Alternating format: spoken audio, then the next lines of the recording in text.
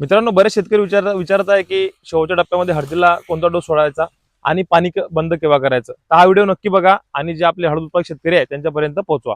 तर मित्रांनो, आपण साधारणतः जर आपल्या हळदीला 0,34 एकरी 5 किलो दिलं असेल तर ते आता आपल्याला अजून 5 किलो द्यायचं आहे, कारण त्यामध्ये स्फुरद आणि पालाश हे मिळते. आता आपण बघत आहोत की कडाक्याची थंडी आहे, त्यामुळे पिकाची रोगप्रतिकारक शक्ती वाढणे फार महत्वाचे आहे आणि ही भूमिका पार पाडते आपलं स्फुरद आणि पालाश.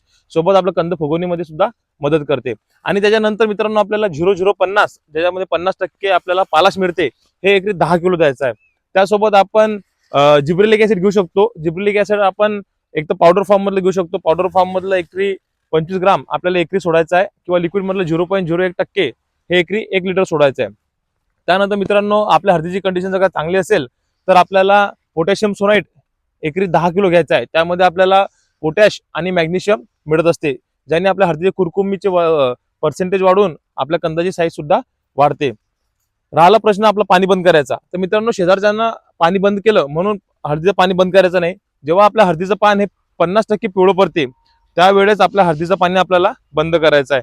नाही तर बाजूच्याने केलं म्हणून आपण पण करायचं, हे स्थिती योग्य नाही. या प्रकारे जर का आपण डोस दिला तर नक्कीच आपलं उत्पन्न वाढेल. आपण शेवटचा डोस कोणता दिला मित्रांनो, हे मला कमेंटमध्ये नक्की कळवा.